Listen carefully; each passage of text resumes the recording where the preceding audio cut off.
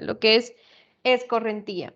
Como hemos tenido varias clases irregulares, bueno, varias clases ha habido algún problema, alguna orden superior para suspender, y ya se está acabando el semestre. Este sábado vamos a reponer una clase de manera virtual. Ya en esta semana voy a coordinar en el grupo la hora, ¿no? Para ya concluir con la materia. Y si no estoy equivocada, ya tienen ustedes su fecha de examen final. Vamos a colocarlo. Bueno, hasta donde sé es el sábado 4 de diciembre a horas 4 de la tarde, ¿no? Por ahora. Bueno,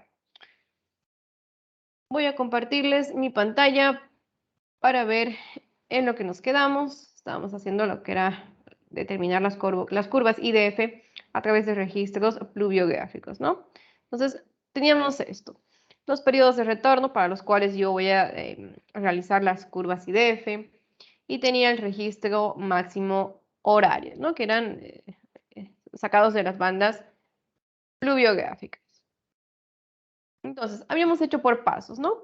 Teníamos primero los registros horarios, en este caso, para cada año, la serie de lluvias máximas horarias, es decir, para el año 1940, 94, 95, 96, solo necesito la lluvia máxima para cada una de estas duraciones. Un ejemplo, aquí yo tenía en el año 1995 dos datos, ¿no? Para una duración de la lluvia de 10 minutos, tenía el valor de 11.1 y 8. Entonces, como estoy haciendo una serie máxima, tengo que tomar los valores máximos. Entonces, en este caso, para el año 1995 y para una duración de la lluvia de 10 minutos, el valor es 11.1. Y es lo que está aquí, ¿no? Aquí está, 11.1. Y así sucesivamente voy a elaborar esta tabla. Esa era la serie de lluvias máximas, que es la precipitación máxima en milímetros. ¿Qué más? El tercer paso era obtener las intensidades máximas de la lluvia para las diferentes duraciones. ¿De qué manera obtengo la intensidad máxima? Solamente dividiendo la precipitación máxima entre la duración de la lluvia, en este caso entre 5, 10, 20, 30, 60 y 120, pero la intensidad es, bueno, yo lo tengo que obtener en milímetros por hora y simplemente tengo que hacer una pequeña conversión, ¿no? Porque la duración es en minutos, lo tengo que transformar a horas y tengo que dividir lo que es la precipitación entre la duración de la lluvia, ¿no? Obviamente la duración de la lluvia en horas. Eso es lo que tenemos acá. Todas las intensidades máximas para cada año y para cada duración, en este caso de la lluvia, ¿no? Hasta los 120. El siguiente paso era ordenar de manera decreciente y asignar los periodos de retorno. Entonces, simplemente tenía que ordenar mi tabla de las intensidades. Por ejemplo, aquí tengo 120, 120, 117, que son los primeros valores, ¿no? 120, 120, 117 y así sucesivamente para todos estos valores, ¿no? Para todas las duraciones de la lluvia con las que estoy trabajando. Y tenía que asignar un periodo de retorno con esta ecuación, donde n era 10, es el número de orden de los datos, y m es cuál es el orden, ¿no? Si es el primero, segundo, tercero, cuarto, depende cuál dato, con qué dato está trabajando. Entonces, en función de eso, yo aplicaba esta ecuación y obtenía estos valores del periodo de retorno. ¿Qué más? Continuamos. Necesitábamos calcular los coeficientes de esta relación, ¿no? De la correlación. Vamos a ver si está aquí la presentación. A ver rápidamente a dónde estábamos.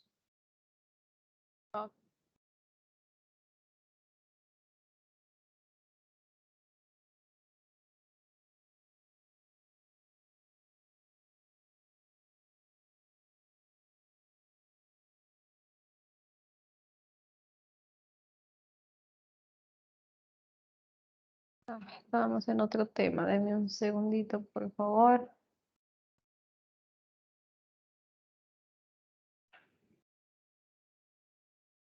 A ver, estábamos en probabilidad.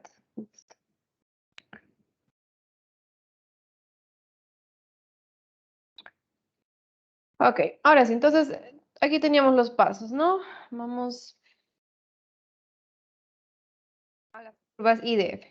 necesitamos estos coeficientes, ¿no? Necesito obtener lo que es el logaritmo de la intensidad, logaritmo del periodo de retorno y el logaritmo de la duración de la lluvia. Yo puedo obtener estos valores de mi serie.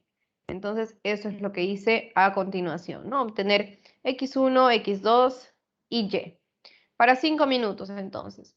¿A qué va a ser igual a x1? X1 es igual al logaritmo del periodo de retorno. Entonces, voy a aplicar este logaritmo para estos 10 valores y eso va a estar aquí, en el valor de x1, en la columna. ¿A qué es igual a x2? X2 es el logaritmo de la duración, en este caso la duración de la lluvia es 5 minutos, por lo tanto el logaritmo de la duración va a ser el mismo, ¿no? Es un mismo valor, no cambia. Y y es el logaritmo de la intensidad, entonces voy a aplicar logaritmo aquí, logaritmo de esto, de esto, de esto, de esto, de esto, de todos estos valores, y esto es lo que tienen en esta columna, ¿no? Posteriormente, yo necesito los valores de x1 por y, x2 por y, x1 al cuadrado, x2 al cuadrado y x1 por x2 para realizar lo que es la correlación lineal múltiple, ¿no? La ecuación que vemos ahí abajo. Entonces, simplemente hago las operaciones, ¿no? x1 por y, aquí x2 por y, aquí x1 al cuadrado, acá x2 al cuadrado y aquí x1 por x2. Y de esa manera relleno esta tabla. Listo. Ya lo tengo para los 5 minutos. Aquí tengo la sumatoria de cada una de esas columnas. Les decía que es más fácil sacar la sumatoria para cada duración para no estarme complicando más adelante. Entonces, tengo la sumatoria. Vamos con la siguiente tabla, que es la duración 10 minutos. De la misma manera, ¿no? x1 es logaritmo de t, como es el periodo de retorno y este periodo se repite para todos, es el mismo valor de x1, ¿no? Este valor es lo mismo que va acá. x2 es el logaritmo de la duración de la lluvia en este caso son 10 minutos, entonces el logaritmo de 10 es esto, ¿no? 1. ¿Qué más? Y es el logaritmo de la intensidad. Voy a la columna, perdón, de la duración de la lluvia de 10 minutos y aplico, ¿no? Logaritmo de esto, logaritmo de esto, de esto, de esto, de todos estos valores de esta columna y obtengo este resultado. Listo. Y aplico otra vez las operaciones que había realizado, ¿no? x1 por y, x2 por y, x1 al cuadrado, x2 al cuadrado, x1 por x2 de la misma manera. Y así sucesivamente lo hago para todas las duraciones, ¿no? Para 20 minutos, para 30 minutos, procedo de la misma manera, para 60 minutos y para 120. Y ya realizo una sumatoria, ¿no? De todos los valores en este caso de todo lo que es la sumatoria de x2, la sumatoria de x1, la sumatoria de y, la sumatoria de x1 por y, de x2 por y, etc. Y aquí yo tengo la sumatoria total, es decir, de todas las tablas. Esto, más esto, más esto, más esto, más esto y más esto sería la sumatoria total de x2 y aquí yo tengo ya el valor, ¿no? Aquí tengo lo que es la sumatoria total de x1, la sumatoria total de y, de todas las tablas, la sumatoria de x1 por y, de x2 por y, de x1 al cuadrado, de x2 al cuadrado y de x1 por x2. Perfecto, entonces yo ya tengo esos valores, los de acá. Ya tengo la sumatoria de y, la sumatoria de x1, de x2, de x1 al cuadrado, de x1 por x2, de x1 por, bueno, de x2 al cuadrado y de x2. Y de x2 por y. Ya tengo, ya puedo realizar entonces mi matriz o ya puedo resolver esas tres ecuaciones con tres incógnitas. ¿Cuáles son las incógnitas? A0, A1 y A2. Estas son las únicas incógnitas que tengo que, en este caso, resolver. Es un sistema de ecuaciones, de tres ecuaciones con tres incógnitas. Les había dicho que ustedes pueden aplicar el método que les parezca más fácil, que les guste, para resolver esa ecuación. Entonces aquí yo ya tengo las ecuaciones, ¿no? Sumatoria de x1, de x2, de y, de x1 al cuadrado, de x2 al cuadrado, etc. La correlación lineal múltiple, zoom out. Aquí les copié las ecuaciones que tengo que resolver y aquí tengo el sistema de ecuaciones lineales, ¿no? La sumatoria de y, 93.1, la sumatoria de x1 por y, 37.52, la sumatoria de x2 por y, 121.43. Aquí tengo lo que es n, dijimos que n es el número de datos que yo tengo, ¿no? Son 60 datos en realidad. ¿Por qué? Porque son, vamos a ver acá, porque tengo 10 datos en mi serie y tengo, bueno, 10 filas y 6 columnas, ¿no? Entonces 10 por 6, 60. Es el número de datos que yo tengo para estas ecuaciones. Entonces aquí coloco 60 por A0, que es mi primera incógnita, más A1 por la sumatoria de X1. La sumatoria de X1 es 23.12, más A2 por la sumatoria de X2. La sumatoria de X2 es 83.34. Ya tengo mi primera ecuación. Y así, simplemente voy reemplazando todos los datos que yo ya tengo esto, ya tengo todos estos valores y armo mi sistema de ecuaciones, ¿no? 3 ecuaciones con 3 incógnitas. Bueno, ¿de qué manera lo pueden resolver? Pueden despejar de aquí a 0, de aquí a 1, de aquí a 2 y reemplazar, ¿no? En las ecuaciones hasta obtener el valor de A0, A1 y A2. Pueden utilizar matrices. A mí me gusta trabajar con matrices. En este caso, la matriz A va a ser estos valores. Voy a tener estos valores. Y yo sé que la matriz B son los resultados, ¿no? Lo que tengo acá. Ahora bien, yo tengo que sacar lo que es la matriz inversa para multiplicarlo por B, porque, bueno, por matrices ustedes ya deben saber cálculo álgebra, ¿no? Tengo la matriz A por X, me va a dar igual a la matriz B. Entonces, como yo quiero sacar los valores de X, la matriz A pasa al otro lado con la inversa. Estamos hablando de matrices. Entonces, a la inversa de esta matriz, yo lo multiplico por los coeficientes B y voy a obtener estos valores, ¿no? Voy a obtener lo que es 2.3, 0.298 y menos 0.622. Ahora, ¿qué representa cada uno? Bueno, el primero es, ¿dónde está mi sistema de ecuaciones? Mi primero es A0, ¿no? El 2.3 es A0, el segundo es A1 y el tercero es A2. A0, A1, A2. Está bien, ¿no? Entonces ya tengo aquí la solución, los coeficientes. ¿Qué significan estos coeficientes? Vamos a ver. A1 es el logaritmo, A0, perdón, es el logaritmo de K. A1 es M y A2 es igual a menos N. Entonces, aquí yo tengo A0, que es el logaritmo de K, A1, que es el valor de M, y A2, que vale menos 0.622, este es el valor de menos N. Entonces, ¿cómo obtengo los valores K, M y N? Porque al final es lo que a mí me interesa, ¿no? A mí me interesa tener, ¿dónde estamos? Probabilidad. A mí lo que me interesa es obtener esta ecuación. Entonces tengo que tener el valor K, M y N. Eso es lo único que me interesa. Bueno, entonces, como yo ya sé que es 2.3 es el logaritmo de K, aplico, ¿no? Antilogaritmos y obtengo lo que es el valor de K. En este caso, como son logaritmos en base 10, simplemente coloco 10 elevado a este valor y voy a obtener el valor de K. Luego, A1 es igual a M, lo dejo así. M entonces vale 0.3 o si quieren para que no se confundan 0.298. Y A2 que tiene el valor de menos 0.62, ese es el valor de menos N, ¿no? Entonces, ¿cuál es el valor de N? 0.62. Listo. Entonces, con esos tres valores, K, M y N, que yo he obtenido de mi matriz solución, ya tengo mi curva IDF. Creo que aquí ya está escrito al final. Aquí está, ¿no? Entonces, la ecuación de la intensidad es 199.67 por el periodo de retorno elevado a 0,3 entre la duración de la lluvia elevado a 0,62.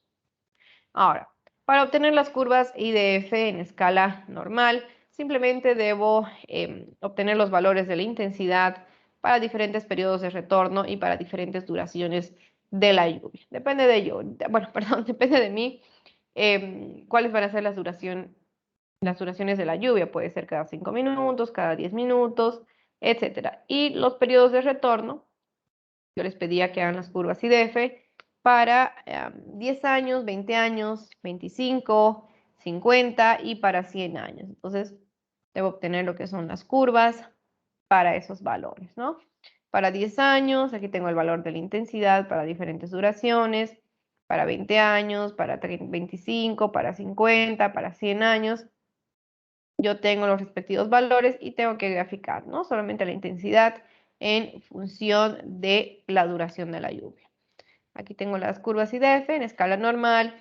Aplico lo que es logaritmos a ambos ejes y obtengo estas curvas, ¿no? Simplemente es un gráfico diferente, colocan tipo de gráfico, o bueno, en escala la parte logarítmica y listo, se transforma automáticamente en este gráfico, ¿no? Donde vamos a tener líneas rectas porque estamos aplicando logaritmos.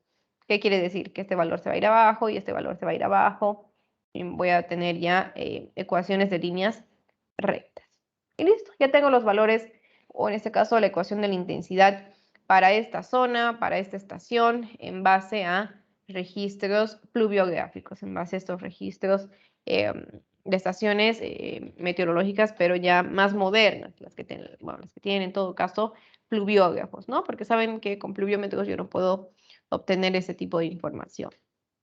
¿Listo? Entonces, ahora, cuando ustedes quieran trabajar, bueno, pues cómo entran a esta tabla, ya les había indicado, ¿no?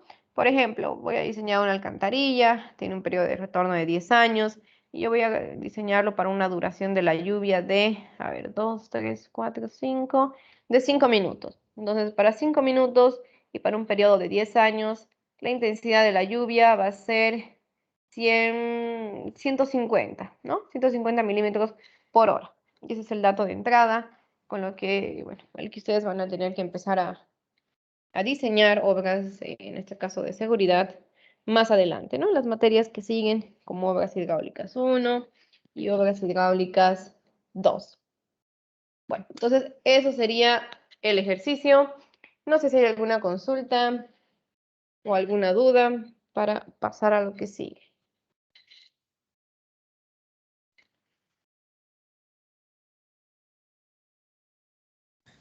Inge, el valor de m siempre va a ser igual a 10.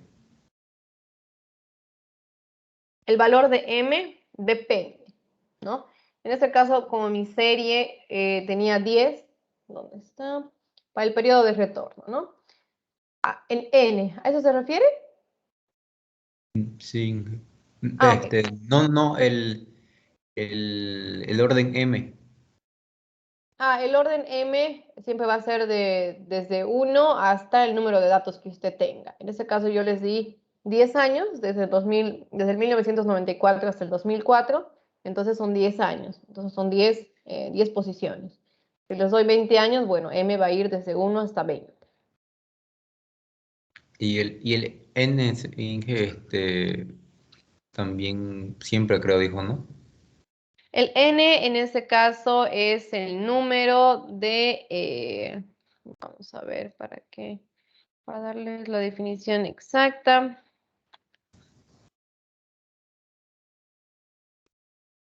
En el periodo de retorno.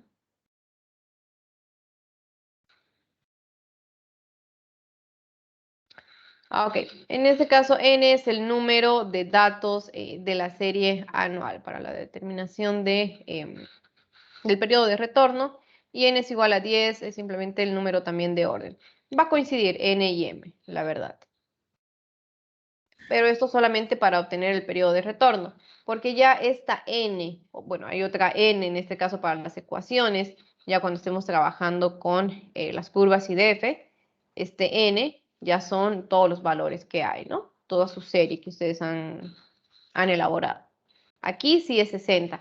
Ya para obtener el periodo de retorno, ahí N y M van a coincidir. Inge, y el valor de la duración, creo que es la D. eh, Exacto. si yo lo tuviese en horas, ¿sería diferente o siempre tiene que estar en minutos mi duración de lluvia? Si lo tuviera en horas, no hay ningún problema, puede trabajar en horas. Eh, Ah, aquí sería 0.5, aquí sería 1. 2 horas. Lo que yo quiero decir es cuando se saca el logaritmo de D. Ah, aquí el logaritmo de D. Ujú. Perfecto. Vamos a ver aquí porque aquí tenemos todas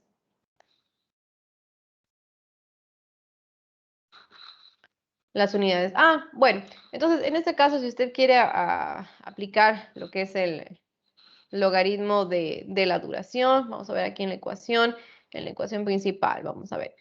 Y está en milímetros por hora, la duración está en minutos o en horas. En el caso de que usted quiera trabajar con la duración en horas, no hay ningún problema. Puede trabajarlo de la misma manera. No va a afectar. Porque al final de cuentas van a ser 3 ecuaciones con 3 incógnitas y va a ser algo proporcional. No va a afectar los valores.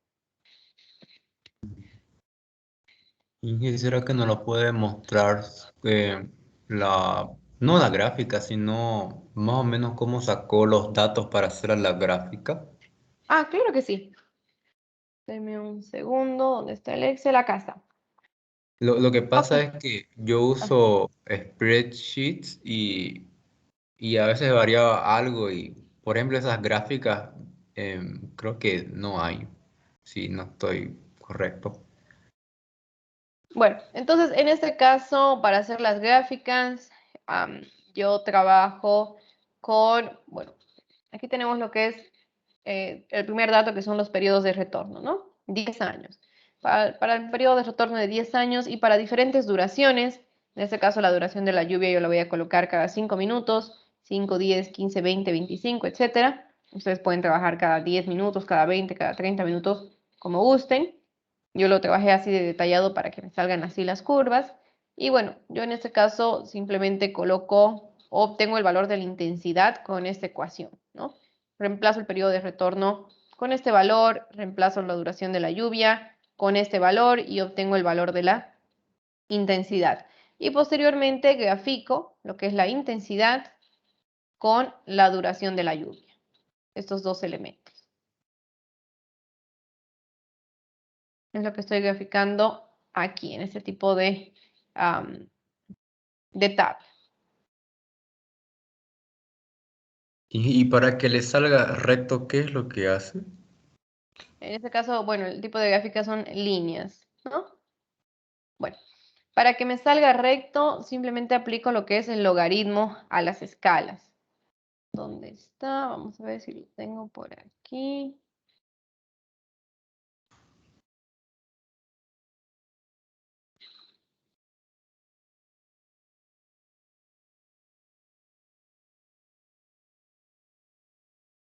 Opciones, a ver, vamos a ver dónde vamos.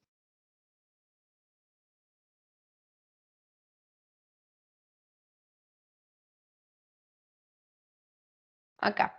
En la parte de opciones en portugués. Opciones de los ejes, yo coloco eh, que quiero colocarlo en escala logarítmica de base 10. Es lo único que cambio a la gráfica, ¿no? Realmente es la misma gráfica, pero solamente coloco que el eje sea logarítmico y con base 10. Y ya con eso puedo graficar de esta manera las líneas, ¿no? Las curvas IDF.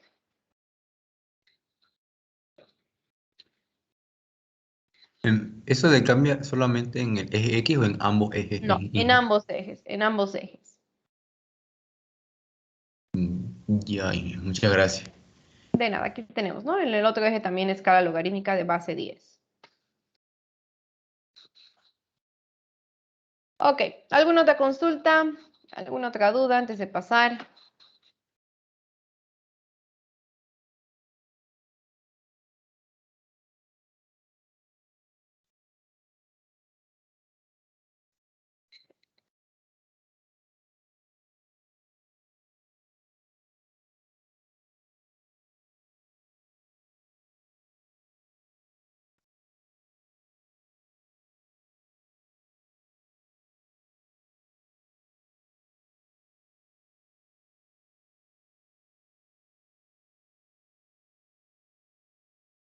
Ok, entonces continuamos Vamos con escorrentía.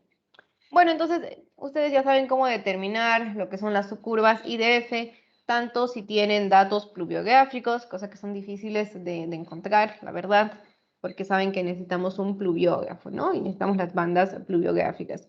Y también saben cómo determinar, obtener las curvas IDF con datos de precipitaciones máximas en 24 horas, que ya podemos obtener eso del Cenami, por ejemplo, o de cualquier otra base de datos. Entonces vamos a continuar y vamos a hablar un poco de escorrentía, que es el tema que nos toca, ¿no? Que desde el punto de vista de lo que es el aprovechamiento de los recursos hídricos de una región, la escorrentía constituye la disponibilidad de agua para su utilización en lo que es agua a las poblaciones, riego, etcétera. También puede ser almacenada o retenida en embalses con diferentes fines, que esa escorrentía es una parte del ciclo hidrológico. Ya hemos visto el ciclo hidrológico, es la parte o una fracción, por así decirlo, de la precipitación que escurre de manera superficial, que no se infiltra, que no se evapora, que no evapotranspira, sino que escurre superficialmente. Eso es la escorrentía. Bueno, entonces ahí tenemos la definición, ¿no?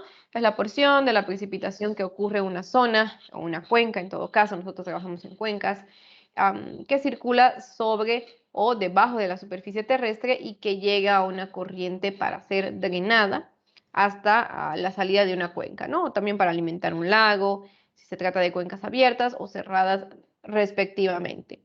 La escorrentía que se presenta en un cauce, en este caso, es alimentado por 4 fuentes diferentes. ¿Cuáles son? Bueno, estamos hablando de precipitación directa sobre el cauce, ¿no? En este caso sobre un río. Entonces, ¿cuáles son, qué,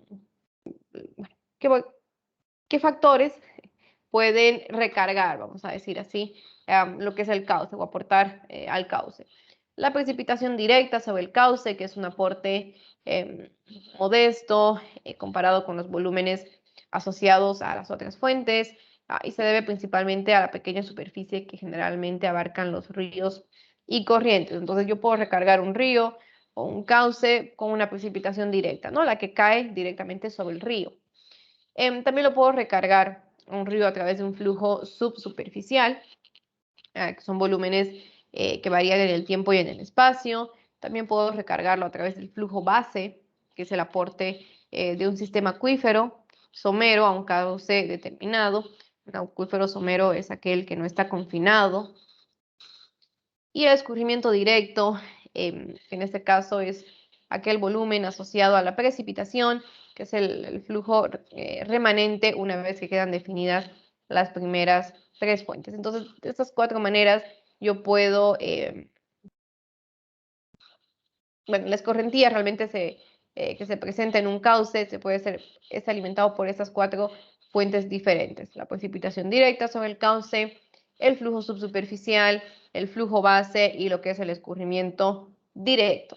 Respecto a los tipos de escorrentía, bueno, la escorrentía total proveniente de una cuenca, puede ser de 3 tipos. Tenemos lo que es la escorrentía superficial, que fluye superficialmente, subsuperficial, que fluye realmente, pero no alcanza lo que es el nivel freático, y la escorrentía subterránea, ¿no? Cuando ya realmente la precipitación percola, es decir, pasa la zona radicular de las plantas, y llega hasta lo que es el manto freático, el nivel freático, y ya empieza a alimentar a lo que son los acuíferos. Entonces tenemos esos 3 tipos de escorrentía.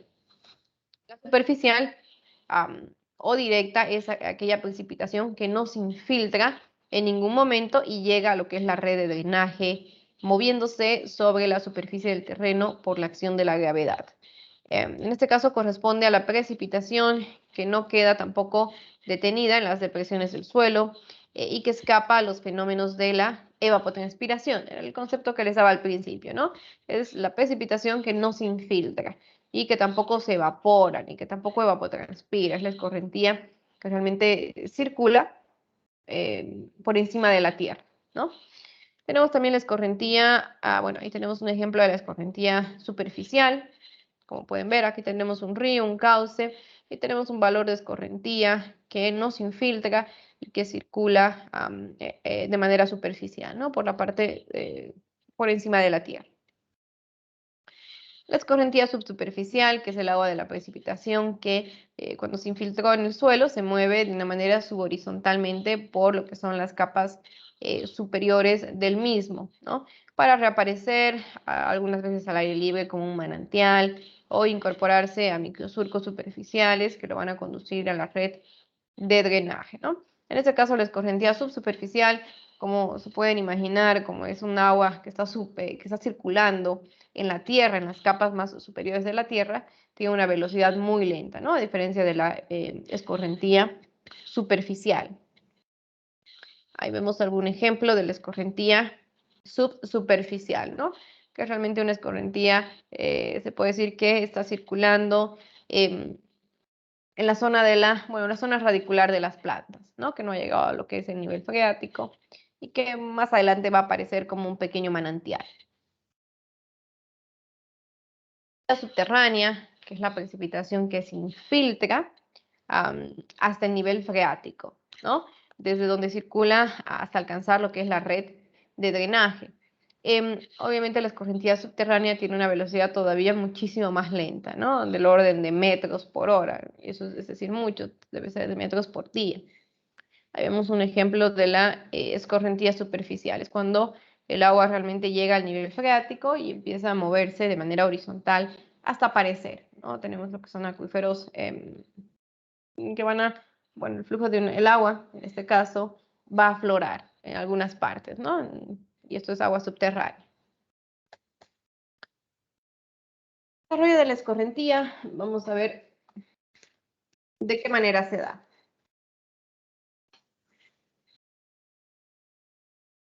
Entonces, de la precipitación total que cae en una cuenca, puede tomar esos caminos, ¿no? Se puede infiltrar, puede haber una abstracción inicial de las plantas, en este caso, con una evapotranspiración. Eso puede pasar con la evapotranspiración total y volver obviamente a la atmósfera. O puede haber precipitación en exceso, ¿no? Hay una infiltración, bueno, puede ser una infiltración profunda, que es una percolación profunda que va a alimentar a lo que son los acuíferos, o puede ser una infiltración hasta la zona radicular, que nos va a dar como resultado lo que es la escorrentía subsuperficial. La precipitación en exceso nos va a dar escorrentía superficial, ¿no? De la escorrentía superficial, escorrentía subsuperficial y la percolación profunda, yo voy a obtener esto. Está repetido, ¿no? De la percolación profunda voy a tener escorrentía subterránea, ¿no? Es decir, la percolación profunda que llega hasta el nivel freático va a dar como resultado una recarga de los acuíferos y va a haber una escorrentía subterránea. La escorrentía superficial también me va a dar lugar a lo que es un flujo, bueno, una escorrentía subsuperficial que puede ser intermedio rápido o intermedio lento, ¿no? Y la escorrentía superficial me va a dar bueno, enseguida vamos a ir con eso. El flujo intermedio lento, en este caso, y la escorrentía subterránea me da como resultado lo que es el flujo base. Ahora, la escorrentía superficial más el flujo intermedio, que en este caso es rápido, de la escorrentía subsuperficial, me va a dar como resultado lo que es la escorrentía directa, ¿no? Todo lo que va a fluir superficialmente. Y bueno, ambas, la escorrentía directa más el flujo base, me va a dar como resultado lo que es la escorrentía total. Entonces, un pequeño diagrama de la parte de la escorrentía subsuperficial, superficial y la escorrentía subterránea para ver de qué manera se interrelacionan, ¿no? Entonces, la escorrentía superficial es la parte de la precipitación que se dirige en forma de flujo superficial hacia lo que son cuerpos de agua, es decir, canales, ríos, lagos o océanos, y corresponde al exceso de precipitación que ocurre después de una lluvia intensa, ¿no? Es el fenómeno más importante desde el punto de vista ingenieril, la escorrentía superficial, porque con eso vamos a diseñar estructuras de manejo y control de la escorrentía. Entonces es algo muy importante, ¿no? La escorrentía superficial. ¿Cuáles son los factores que afectan la escorrentía? Existen muchos, ¿no? Vamos a ver los factores climáticos, vamos a ver algunos factores fisiográficos, humanos, entre otros. Vamos a empezar con los climáticos, ¿no? Entonces, ¿qué factores afectan a la escorrentía? Los tipos de lluvia, ah, la duración de la lluvia, la intensidad de la lluvia y la distribución de la lluvia en la cuenca, los factores fisiográficos que están relacionados con las características de la cuenca son el tamaño de la cuenca, la forma de la cuenca, la pendiente de la cuenca obviamente va a influir muchísimo en la escorrentía, la permeabilidad y la geología de los suelos. ¿Por qué creen que la permeabilidad y la geología de los suelos es un factor, vamos a decir, muy determinante en lo que es la escorrentía superficial?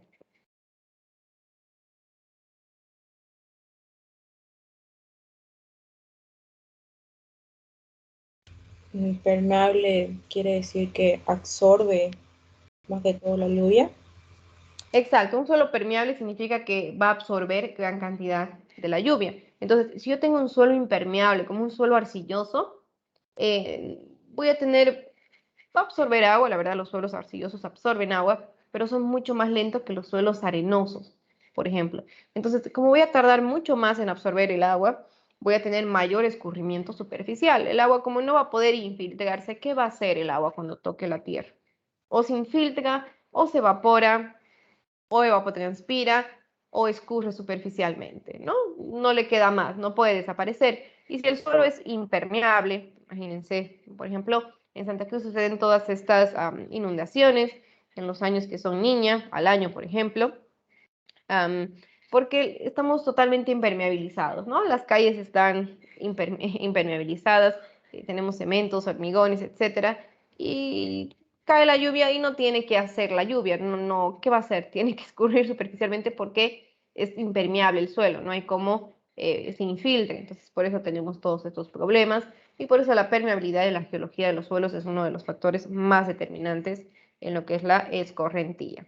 ¿Qué más? La vegetación, porque obviamente si yo tengo mayor vegetación, sabemos que las plantas absorben lo que es el agua a través de sus raíces, ¿no? Y también las plantas interceptan lo que es la precipitación, es decir, el agua se queda en sus hojas, ¿no?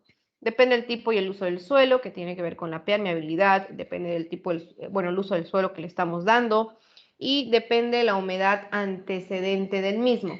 ¿Qué creen que significa la humedad antecedente del mismo?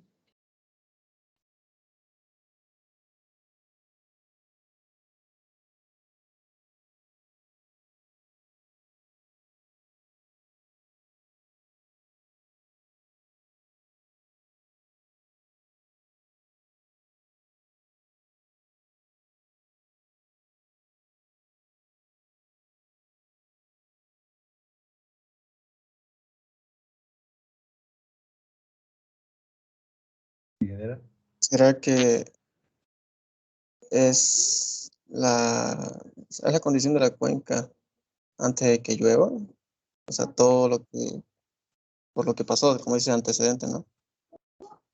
Exacto, lo dijo muy bien, es lo que pasó antes de que llueve, ¿no? Entonces, la humedad antecedente del mismo, ¿qué significará? Por ejemplo, si yo estoy analizando o quiero determinar lo que es la escorrentía el día de hoy, y el día de ayer llovió, y llovió muchísimo, y yo sé que el suelo está totalmente saturado, y el día de hoy está volviendo a llover, ¿qué magnitud va a tener la escorrentía? ¿Voy a tener mayor escorrentía o menor escorrentía? Sabiendo que el suelo ya estaba saturado ayer.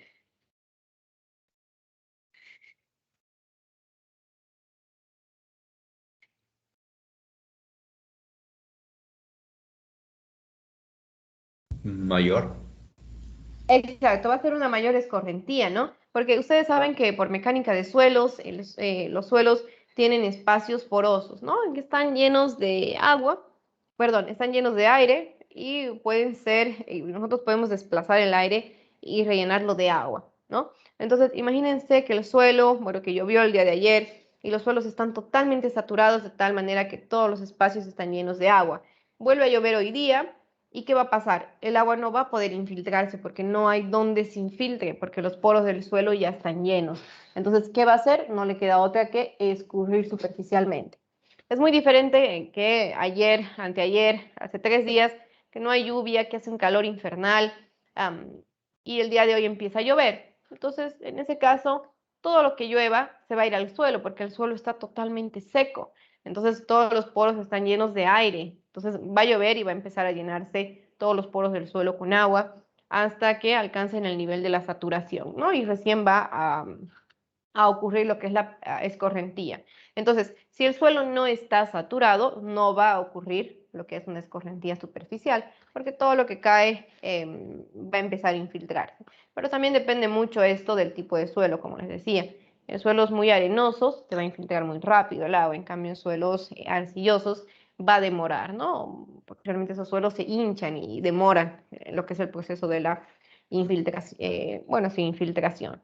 Entonces, esos son algunos de los factores fisiográficos que afectan lo que es la escorrentía superficial y los factores humanos, obviamente que son producto de las intervenciones o las actuaciones del hombre sobre la cuenca, ¿no?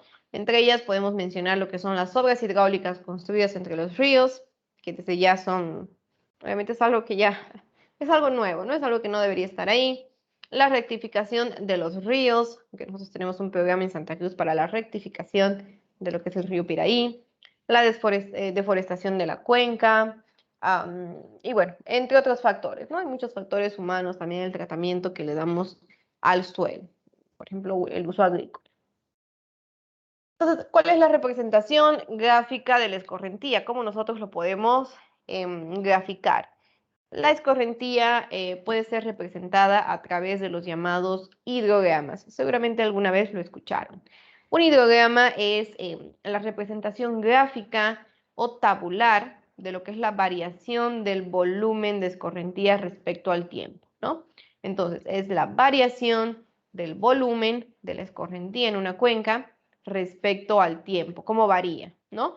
Obviamente, esto en la salida de la cuenca, en el punto de salida de la cuenca. Ahí es donde a mí me interesa conocer lo que es la escorrentía, ¿no? Obtener lo que es el hidrograma, porque en la salida de la cuenca, yo les había indicado, es donde yo voy a realizar las obras hidráulicas, ¿no? Voy a realizar obras hidráulicas de aprovechamiento, como agua potable, o como diques, por ejemplo, que son obras de seguridad.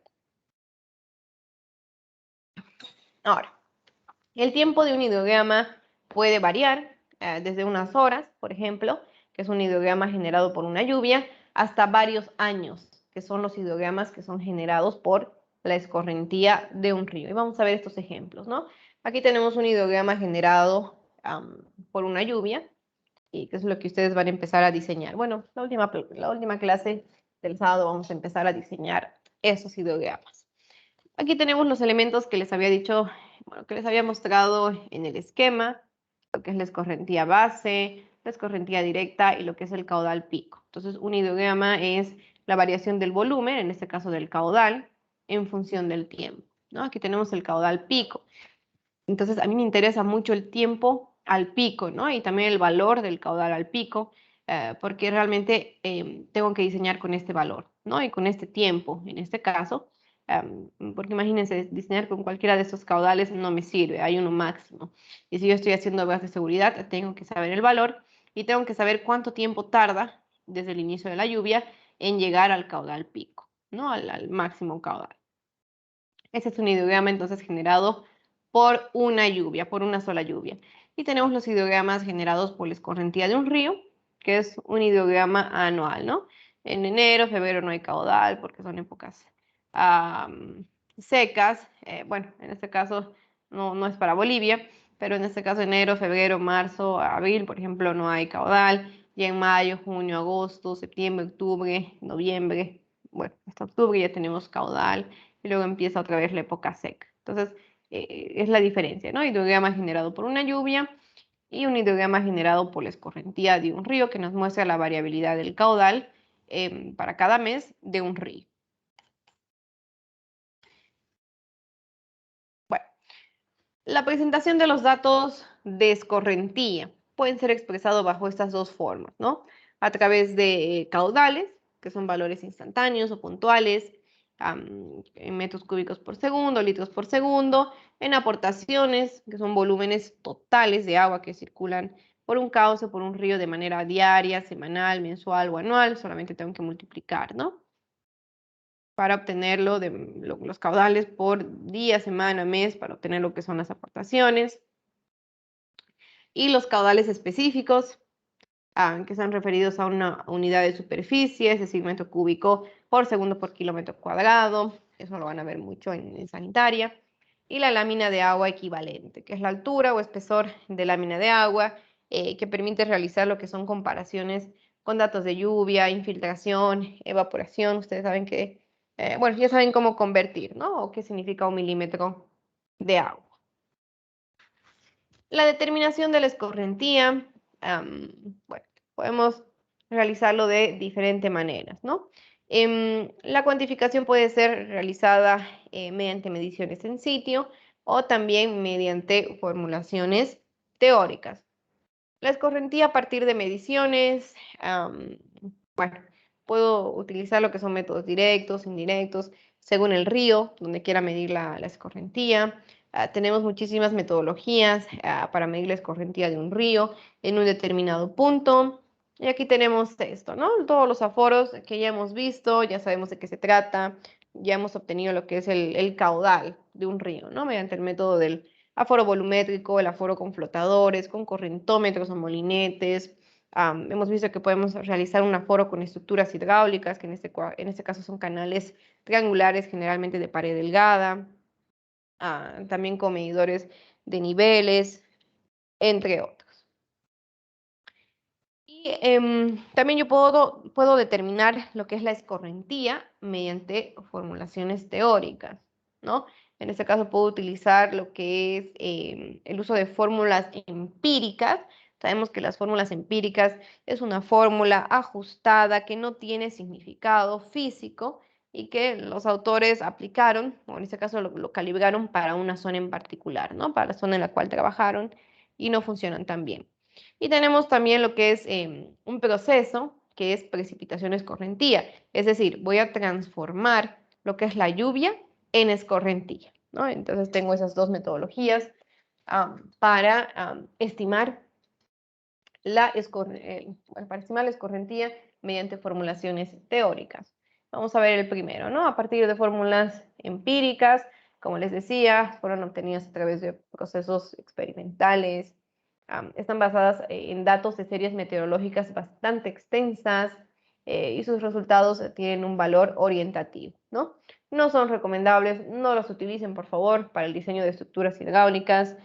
De todas formas, vamos a ver una ecuación empírica. Tenemos eso, ¿no? La fórmula de Becerril, donde el caudal en aportaciones, es decir, en hectómetros cúbicos, es igual a la precipitación anual por el área de la cuenca, por un coeficiente de escorrentía entre 1000.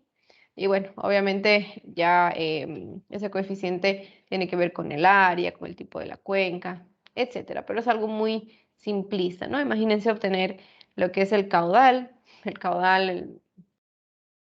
la escorrentía, perdón, la aportación de la cuenca, en función de la precipitación anual, es un valor, bueno, la lluvia total, por el área de la cuenca.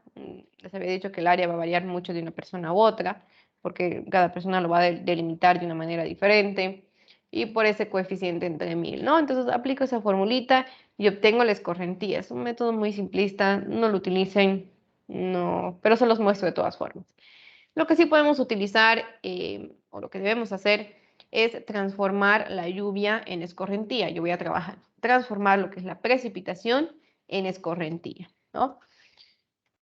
¿Qué dice ahí? Bueno, es un proceso tedioso, es un proceso pesado, tiene cierto nivel de incertidumbre, tiene mucha incertidumbre, para ser sincera, pero bueno, depende por una parte del área de la cuenca, depende de la altura total de precipitación, de las características físicas de la cuenca y la distribución de la lluvia en el tiempo y en el espacio, ¿no? Y también depende de las metodologías utilizadas.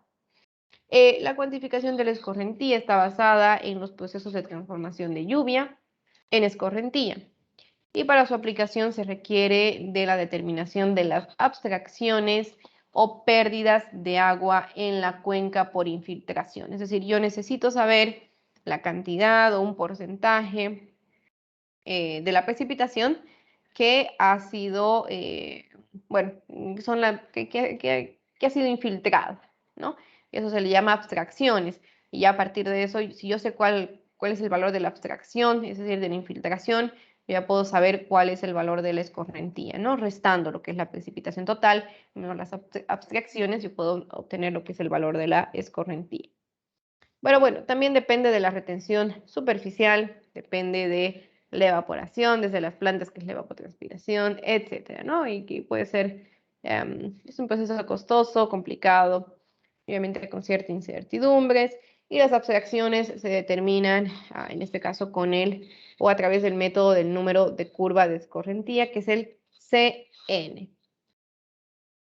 Para fines de operatividad, la determinación de la escorrentía, obviamente va a estar particularmente referida a la determinación de caudales, ¿no? Caudales máximos. Entonces, la estimación de caudales, según los requerimientos para el diseño de proyectos que tienen que ver con los recursos hídricos, se requieren, habíamos dicho, dos tipos de caudales. Estamos volviendo a los objetivos o a la competencia general de la materia, ¿no?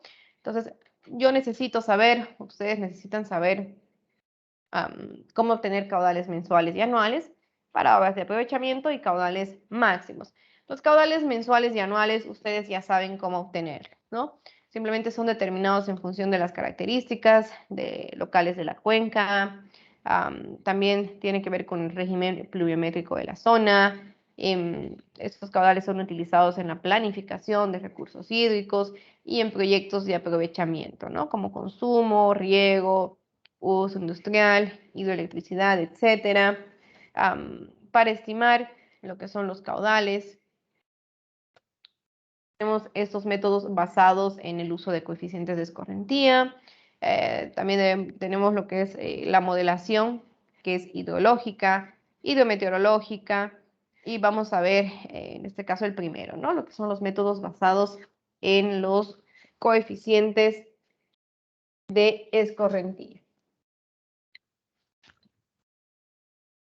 Bueno, en este caso, estos métodos son métodos de transformación de lluvia en escorrentía y son aplicables cuando se disponen de registros diarios o mensuales de lluvia, ¿no? Estos métodos pueden ser aplicados tanto a cuencas con escurrimiento intermitente, es decir, solamente por la lluvia, o también a cuencas que tienen un escurrimiento permanente, ¿no? Que son los ríos, cuando tengo un río caudaloso.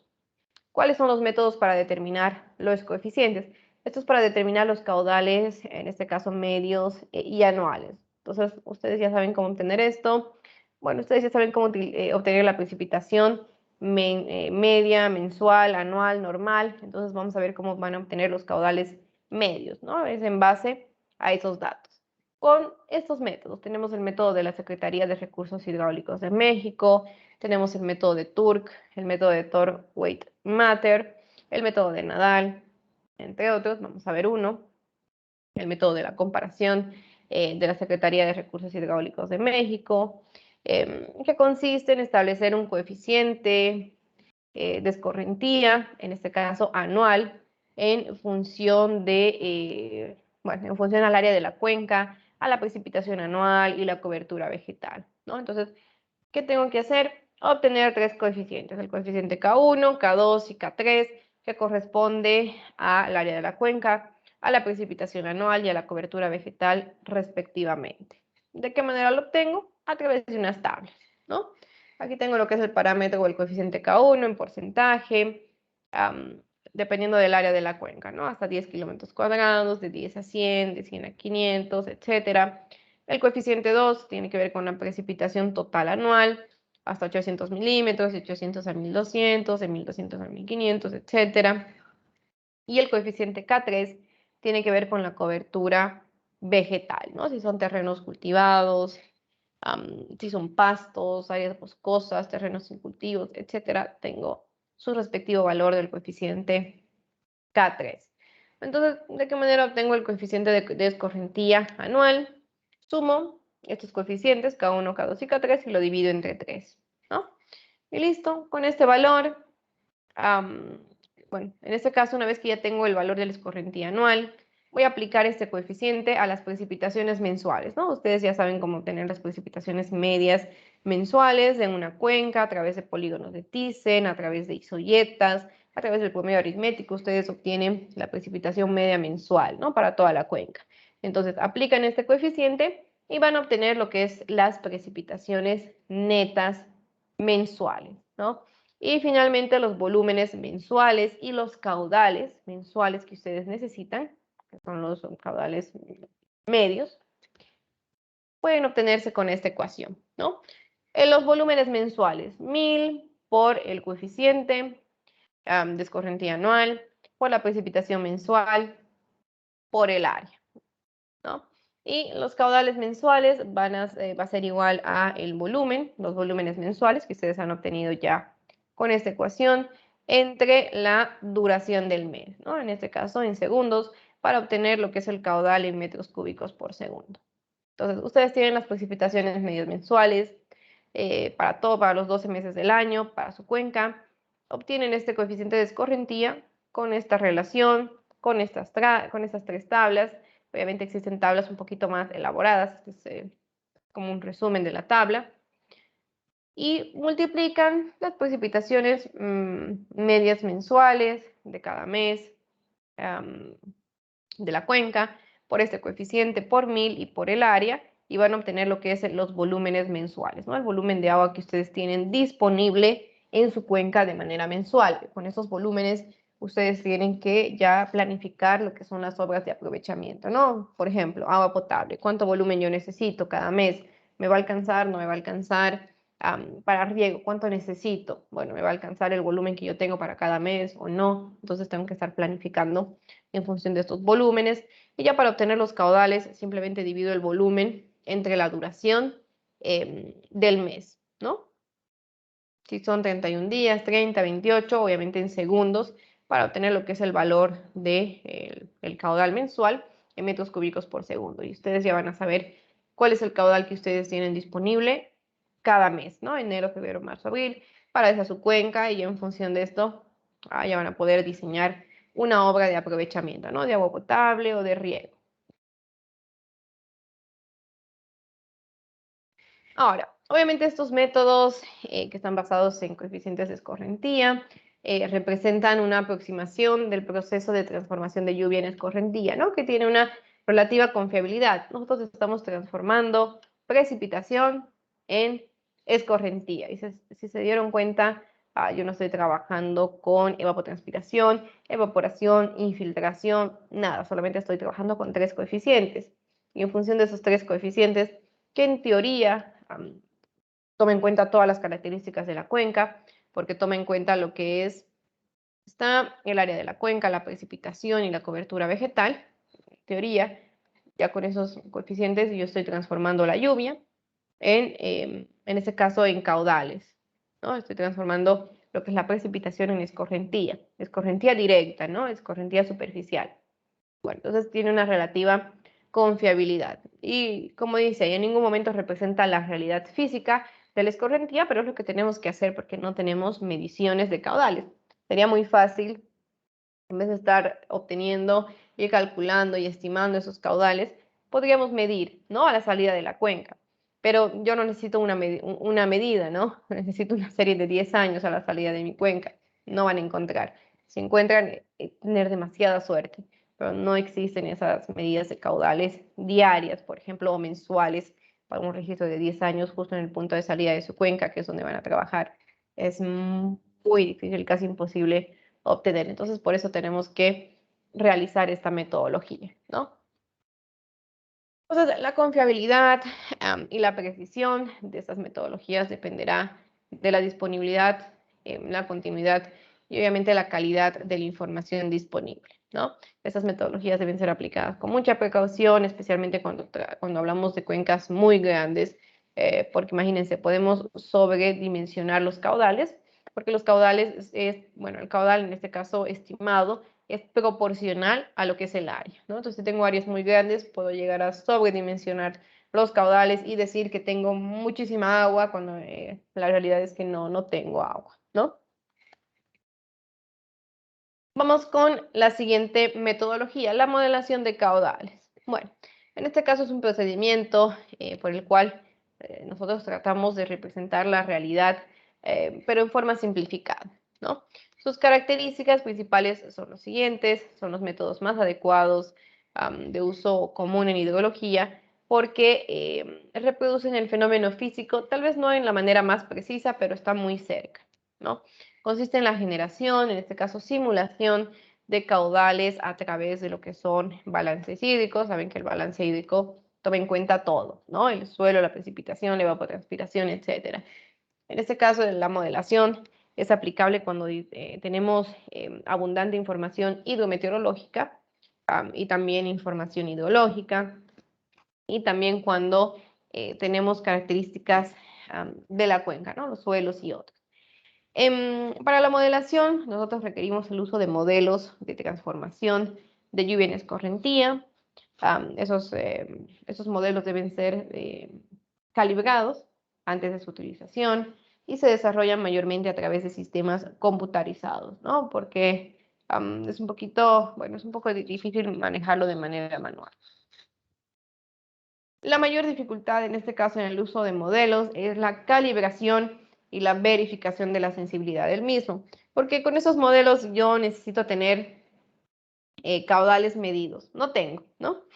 O necesito tener caudales medidos en alguna zona cerca, pero que esté dentro de mi cuenca, ¿no? Como para subdividir mi cuenca en subcuencas y poder ya obtener al menos el caudal en una subcuenca, y como estoy trabajando con la misma cuenca, bueno, puedo calibrarlo, puedo calibrar mi modelo para esa subcuenca y luego pasarle los coeficientes necesarios a mi cuenca mayor, ¿no? Porque es la misma cuenca en teoría, tiene las mismas características de suelo, etc. Entonces, yo necesito datos de caudales medidos. ¿Para qué? Bueno, para que yo aplique alguno de estos modelos, como por ejemplo el de ARMA, ARIMA, algunos modelos, por ejemplo, como el de TEMES, que son tipo determinísticos, tienen sus coeficientes. ¿Y de qué manera yo tengo que obtener los coeficientes? Bueno, yo tengo datos de caudal medidos y voy a empezar a hacer como un jueguito, ¿no? Como para voy a ir moviendo los valores, en este caso o los coeficientes de cierto modelo. Digamos el coeficiente A, B y C. Entonces voy a empezar a mover de uno en uno, de dos en dos, para arriba o para abajo, de tal manera de que al correr el modelo yo obtenga los mismos caudales, los que yo ya tengo medidos, ¿no? Porque realmente tengo que reproducir esos mismos caudales. Una vez que ya tengo esos coeficientes muy bien calibrados y representan, o sea, reproducen exactamente los caudales medidos, bueno, ya puedo extrapolar esos coeficientes y obtener los caudales en mi cuenca, ¿no? Pero bueno, como les digo, la dificultad es eso, necesito calibración, y para calibración yo necesito datos medidos, y datos medidos de caudal no tengo, y necesito lo que son algunos programas computarizados, ¿no? Para hacer la modelación, como por ejemplo el CHAC, que es un modelo, y en este caso es un poquito complicado, ¿no? La parte de la calibración. Bueno, eso respecto a los caudales medios. Ustedes ya saben de qué manera obtener los caudales medios. Si bien pueden hacer modelación, más adelante, si siguen con hidrología especializada, en este caso van a poder ingresar a todos los modelos, van a trabajar con todos los programas que existen, con el programa CHAC, por ejemplo, con el programa de HydroPit, y ya van a poder modelar, ¿no? Lo que son los caudales medios y el caudal anual para una cuenca. Ya en este caso, para la hidrología básica, nos vamos a conformar con la estimación de los caudales medios, ya saben, con alguna de esas ecuaciones, ¿no? Empíricas, en este caso, multiplicando, teniendo un coeficiente de escorrentía, que tiene que ver con el área de la cuenca, la precipitación y el tipo de suelo. Pero saben que eso no va a representar la realidad. Entonces, cuando ustedes tengan que hacer algún trabajo de consultoría, tengan que determinar lo que es el caudal medio, los caudales medios, anuales, mensuales, van a tener que recurrir a la modelación, porque realmente la estimación, si lo estiman con esos coeficientes, bueno, primero que no lo van a aceptar, y segundo, tiene mucha, bueno, es muy variable, ¿no? No confiaría mucho en esto, y bueno, menos para una obra de aprovechamiento. Respecto a los caudales máximos, vamos avanzando. Son los caudales, en este caso puntuales, horarios o de eventos que son producidos por una lluvia o por una tormenta. Aquí tenemos algunas características. Se determinan en función a las características físicas y morfométricas de la cuenca, es decir, en función del área, la pendiente, el tipo de suelo, la cobertura vegetal, el tiempo de concentración, etcétera, así como de las características de la lluvia. Entonces se determinan en función a todo, ¿no? Características físicas y morfométricas de la cuenca y características de la lluvia. En este caso muestran su comportamiento respecto al tiempo a través de un hidrograma. Son caudales muy utilizadas en lo que es la prevención de riesgos, así como en el diseño de obras hidráulicas de protección y seguridad. Y están asociados a una probabilidad de ocurrencia. Ya hemos visto lo que es probabilidad de ocurrencia, ¿no? Y periodo de retorno. ¿Cuáles son los métodos que nosotros podemos utilizar para estimar los caudales máximos? Existen muchísimos, ¿no? Desde los muy simplistas, enseguida van a ver el método muy simplista, que es el método racional, que con este método, inclusive alguien intentó presentar un proyecto de grado para graduarse, y fue obviamente rechazado a la primera. No sirve ese método, es muy simplista, ¿no? Entonces no estime mediante el método racional. De todas formas se los voy a colocar ahí para que lo tengan como información. Bueno, entonces existen esos métodos muy simples y también hay unos que son muy complejos. Depende también de la información que utilice cada uno de estos métodos.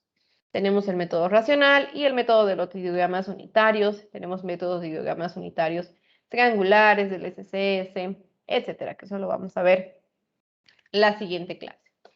¿Cuál es el método racional? Bueno, es un método que transforma la precipitación, obviamente, en escorrentía, considerando las características de la cuenca y las características de la lluvia. El método racional es un método muy utilizado en lo que es drenaje urbano y rural. Ustedes entran a las guías, por ejemplo, a las normas bolivianas para el diseño de alcantarillado pluvial, que yo doy un poco de esa materia, y ahí está lo que es el método racional, ¿no?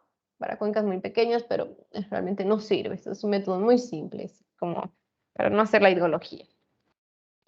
Requiere de la determinación de la intensidad de la lluvia, que es un proceso que puede resultar muy complicado e incierto, ¿no? Ya, especialmente si no tenemos registros pluviográficos.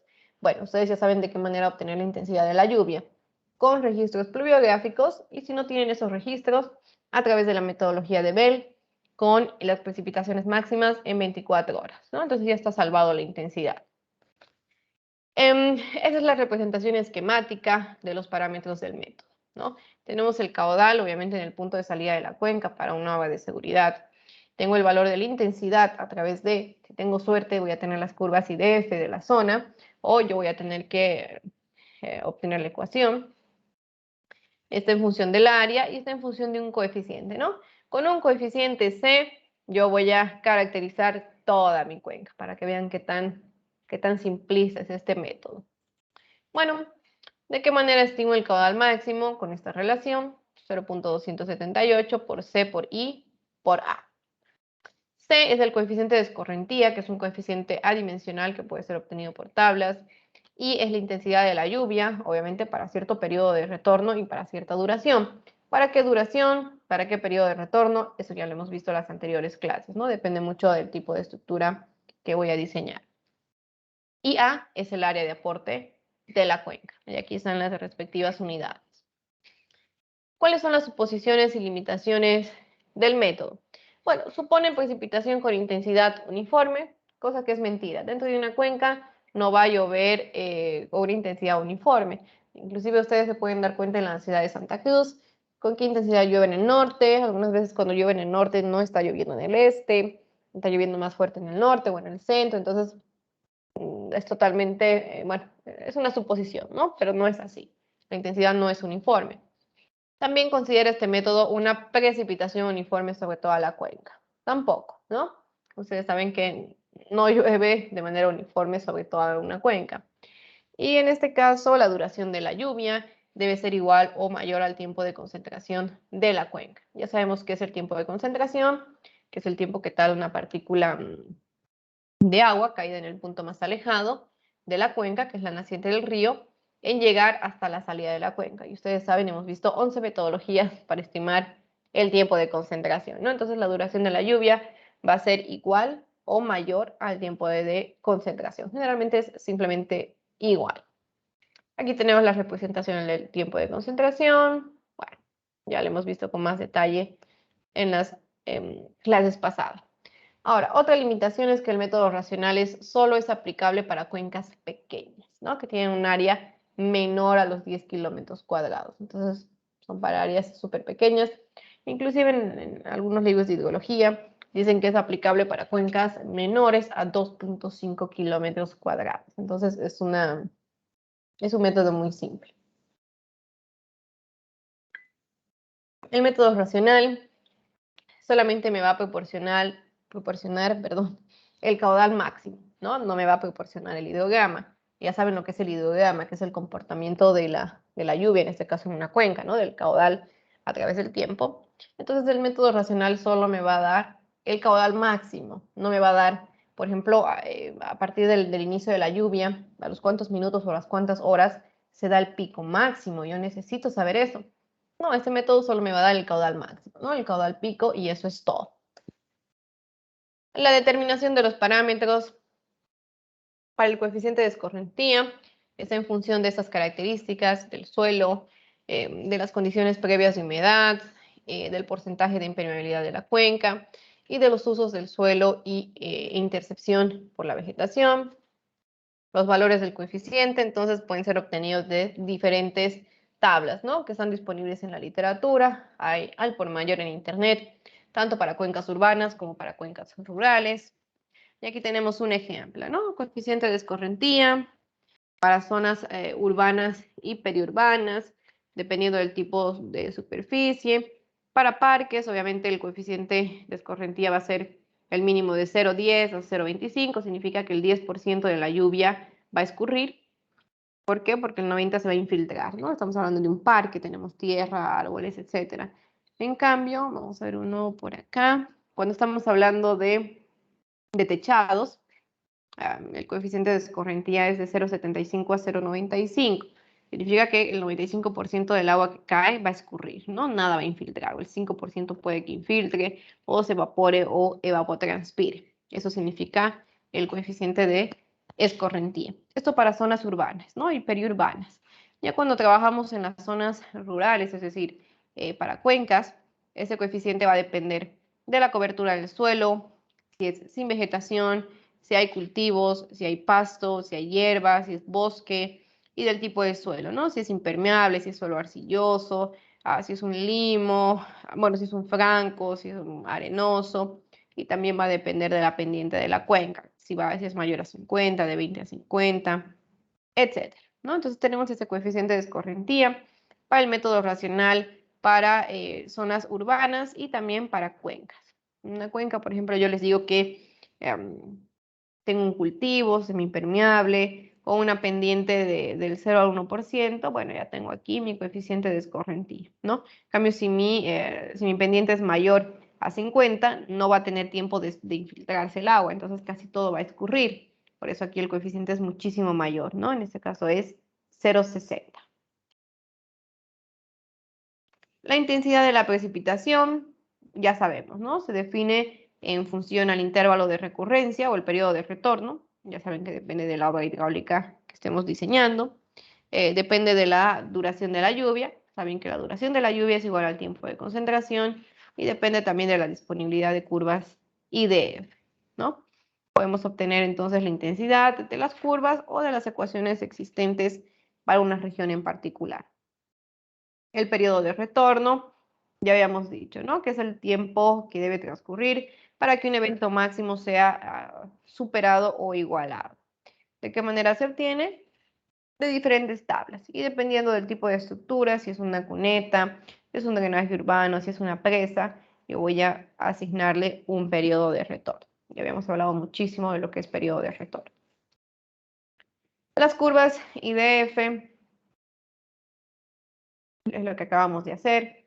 Escala normal, escala logarítmica, entramos con el periodo de retorno y entramos con la duración de la lluvia y obtengo la intensidad, ¿no? Entonces ya con esos valores y con el área de la cuenca que puedo obtener de cartas topográficas, de fotografías aéreas, puedo obtenerlas a partir de los modelos digitales de terreno, que es los DEM, imágenes satelitales. Si lo hago con un sistema de información geográfico, puedo obtener lo que es el área directamente. Y ya tengo todos los valores que necesito para, vamos a ver qué dice aquí, se repitió. Bueno, con esto ya tengo todos los valores que yo necesito para obtener el caudal máximo con el método racional. Ya tengo la intensidad, ya tengo el área, ya tengo el coeficiente y listo, puedo obtener el valor del caudal máximo, ¿no? Como les digo, es un valor muy simplista, es una metodología muy básica, entonces no la utilicen. Nosotros vamos a trabajar con lo que son los hidrogramas, unitarios. Bueno, eso ya lo vamos a ver en la siguiente clase. Creo que tengo por aquí una pequeña imagen para que tengan una idea, ¿no? Yo voy a trabajar con esto, que es el comportamiento del caudal en una cuenca en función del tiempo. Yo quiero obtener principalmente este valor del caudal máximo y también el tiempo, ¿no? Es decir, en cuánto tiempo en mi cuenca yo voy a tener este caudal máximo. Porque no es lo mismo, bueno, el caudal va a ser mínimo cuando empiece, obviamente, la lluvia, y ya conforme vaya pasando el tiempo, no cuando termina la lluvia, por ejemplo, en mi cuenca, significa que baja el hidrograma. Eso lo vamos a ver más adelante, ¿no? Realmente aquí puede que se haya detenido la lluvia, pero el hidrograma va a seguir subiendo. Entonces, para determinar todos estos elementos, para dibujar este hidrograma, vamos a utilizar diferentes metodologías. En este caso, vamos a ver el método del hidrograma unitario triangular. Pero ya lo vamos a ver en la siguiente clase, ¿no? Vamos a reponer alguna clase que nos faltaba el día sábado. Ya me voy a comunicar en el grupo para coordinar la hora. Y va a ser virtual, no se preocupen, hasta donde sea el examen va a ser presencial, pero bueno, vamos a esperar órdenes superiores. No sé si quedó alguna duda, alguna pregunta, algún comentario antes de concluir la clase.